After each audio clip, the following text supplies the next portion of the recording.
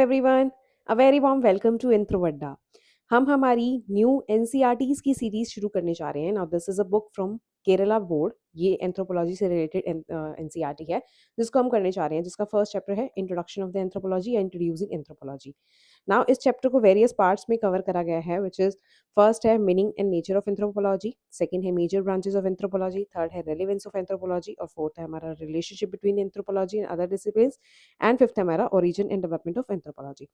अगर आपने यूपीएससी का एंथ्रोपोलॉजी का सिलेबस देखा हो तो आपको पता होगा कि ये जो टॉपिक्स हैं वो हमारे सिलेबस में एज सच इनके नाम मेंशन है। अब इस वीडियो में हम ये first part that is the meaning and nature of anthropology ये कवर करेंगे और ऐसे ही हम सीरीज से अपने इस चैप्टर को कंप्लीट करेंगे और फर्दर इस बुक को कंप्लीट करेंगे। चलिए शुरू करते हैं हमारा first topic which is meaning and nature of the anthropology.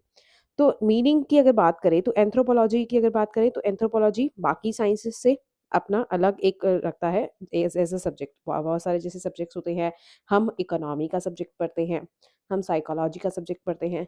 तो हर एक सब्जेक्ट में हम कोई ना कोई एक्सपेक्ट पढ़ रहे होते हैं। जैसे कि इकोनॉमी में हम इकोनॉमिक एंगल या मॉनेटरी एंगल से रिलेटेड, जो मॉनेटरी मनी से रिलेटेड जो चीज़ें होती हैं उनके बारे में पढ़ते हैं। लेकिन यही जब चीज़ें ह्यूमन के पर्सपेक्टिव से, ह्यूमन से रिलेटेड हर एक एस्पेक्ट को हम पढ़ते हैं एंथ्रोपोलॉजी के अंदर। क्योंकि एंथ्रोपोलॉजी जो है वो वर्ड ही दो वर्ड से मिलके एंथ्रोपोलॉजी जो है वो डराइव हुआ है। वन इज द एंथ्रोपोज जिसका मीनिंग है ह्यूमंस, एंड लोगोस का मीनिंग होता है द स्टडी और द साइंस। तो ह्यूमन की स्टडी एक ऐसे फील्ड में करी जाती है which is known as the anthropology. तो ह्यूमन के एस्पेक्ट से हम सारे के सारे सब्जेक्ट्स को जब भी पढ़ते हैं तो एंथ्रोपोलॉजी के अंदर आते हैं। मतलब हर एक पैरामीटर को ह्यूमन के पर्सपेक्टिव में पढ़ना ही एंथ्रोपोलॉजी है। एंथ्रोपोलॉजी की डिफरेंट थिंकर्स ने डिफरेंट डेफिनेशंस दी थी जो यहाँ पे मेंशन्ड है। जैसे कि anthropology is the science of man, this was given by A L Kroeber. Anthropology is the study of man and his works, ये बहुत अच्छी डेफिनेशन है, बहुत इजी भी है टू लर्न। आप इसको अपने एग्जाम में लिख सकते हैं। This was given by Herskovits. तो हर्कोविट्ज ने ये डेफिनेशन दी थी, anthropology is the study of man and his works. Then different different definitions different different thinker ने यहाँ पे दी गई है, वो आप खुद से आप पढ़ सकते हैं, उनको याद कर सकते हैं। देन एंथ्रोपोलॉजी अपने आप में बाकी सब्जेक्ट्स में कुछ ना कुछ, बाकी सब्जेक्ट्स के कंपैरिजन में यूनिकनेस रखता है। अब यूनिकनेस कैसे रखता है? एंथ्रोपोलॉजी को बायोसोशल नेचर एंथ्रोपोलॉजी का बोला जाता है। बायोसोशल नेचर किस तरीके से बोला जाता है? क्योंकि ह्यूमन का हम बायोलॉजिकल एंगल भी इसमें पढ़ते हैं, as well as social angle भी पढ़ते हैं। बायोलॉजिकल एंगल में अलग अलग चीज़ें पढ़ते हैं, सोशल एंगल में हम उसका कल्चर पढ़ते हैं, वो सोसाइटी में किस तरीके से रहता है वो चीज़ें पढ़ी जाती हैं। अब हमने पहले देखी हर्कोविट्ज की डेफिनेशन। हर्कोविट्ज की डेफिनेशन क्या कहता है? Anthropology is the study of man and his works.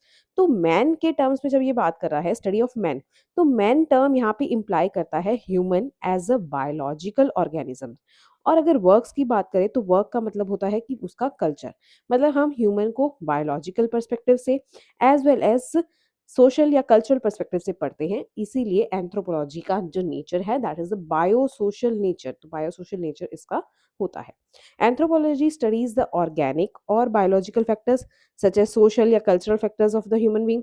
जो दोनों ही फैक्टर्स हैं, चाहे वो बायोलॉजिकल फैक्टर हो चाहे वो सोशल फैक्टर हो, they are equally important factors. क्योंकि ये जो फैक्टर है एक ह्यूमन बीइंग को अपनी सोसाइटी में किस तरीके से वो सर्वाइव कर रहा है उसके लिए एज सच क्रिएट करता है। Anthropology is the most humanistic among the sciences and most scientific among the humanities. ये बहुत अच्छी लाइन है, आप अपने आंसर्स में इसको लिख सकते हैं। तो ये लाइन यही कहना चाह रही है कि अगर साइंसेज की बात करें तो साइंस में सबसे ज़्यादा ह्यूमनिस्टिक, ह्यूमन के करेक्टरिस्टिक अगर हम देखे जाए तो वो हमारी एंथ्रोपोलॉजी में आते हैं। अगर ह्यूमैनिटीज़ के सब्जेक्ट्स की बात करें, फॉर एग्जाम्पल हम देखें कि इकोनॉमिक्स, हिस्ट्री, पॉलिटिकल साइंस, तो इन अगर साइंस ह्यूमैनिटीज़ के सब्जेक्ट्स की बात करें तो इसमें सबसे ज़्यादा अगर साइंटिफिक कोई चीज़ है दैट इज द एंथ्रोपोलॉजी। तो एंथ्रोपोलॉजी की अगर बात करें तो ये लाइन इसके लिए बहुत अच्छी यहाँ पे कही गई है। देन एंथ्रोपोलॉजी का सेकंड नेचर है that is a comparative, integrative and holistic nature. अब होलिस्टिक नेचर तो इसीलिए है क्योंकि ये होल ऑफ द ह्यूमन को स्टडी करता है। होल कैसे? सारे के सारे angles of the human beings को कवर करता है। जैसे कि यहाँ पे हमें साइड टेबल में दिए गए हैं biology, psychology, economics, history and political science. ये डिफरेंट सब्जेक्ट्स हैं, ये डिफरेंट सब्जेक्ट्स डिफरेंट क्राइटेरिया से डील करते हैं। लेकिन जब हमें यही चीज़ें ह्यूमन के पर्सपेक्टिव से पढ़नी होती है, तो वो सब्जेक्ट आता है एंथ्रोपोलॉजी के अंदर, हम उस चीज़ को पढ़ते हैं। तो एंथ्रोपोलॉजी इसीलिए होल साइंस है, होलिस्टिक नेचर है इसका, क्योंकि ये सारे ही angles of a human being ये कवर करता है। चाहे वो बायोलॉजिकल एंगल हो, चाहे वो साइकोलॉजिकल एंगल हो, इकोनॉमिक एंगल हो, हिस्टोरिकल एंगल हो, क्योंकि जो एंथ्रोपोलॉजी है वो प्री हिस्टोरिक मैन को भी स्टडी करता है।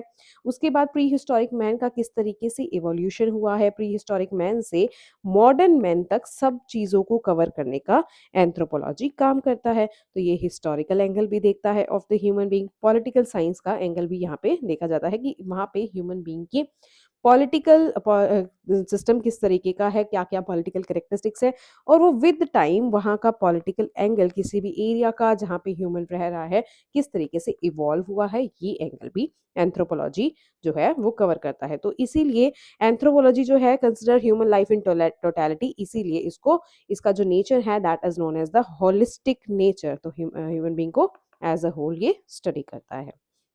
एंथ्रोपोलॉजी एक कंपैरेटिव एंड इंटीग्रेटेड डिसिप्लिन है that examines the all societies. Ancient से मॉडर्न की तरफ अगर हम बात करें तो सारी की सारी ये जो है वो सोसाइटी को स्टडी करता है। सिंपल से लेके कॉम्प्लेक्स तक सारी की सारी सोसाइटी को ये स्टडी करने का काम करता है। In order to understand human beings in their totality, unique method of ethnographic investigation यहाँ पे करी जाती है। और ये किस तरीके से करी जाती है? By intensive field work.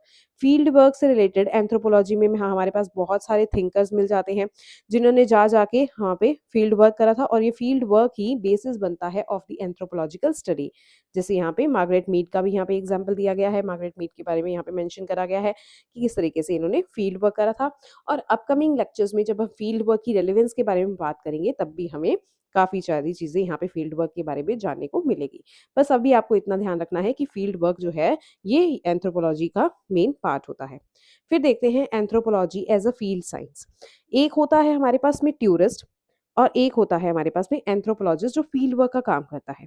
Tourist और जो फील्ड वर्क करने वाला जो एंथ्रोपोलॉजिकल थिंकर होता है उसमें क्या डिफरेंस होता है? जो टूरिस्ट होता है वो एक पार्सर है जो किसी भी एरिया में जाता है, वहाँ पे साइड बाय साइड थिंग्स को देखता रहता है और बस वहाँ पे घूमना फिरना उसका मेन मोटिव होता है। लेकिन जब एक एंथ्रोपोलॉजिस्ट किसी एक साइट पे विजिट करता है, किसी एक एरिया पे विजिट करता है, तो ये एक प्लेस को अपने रिसर्च के पर्पज से वहाँ पे विजिट करता है।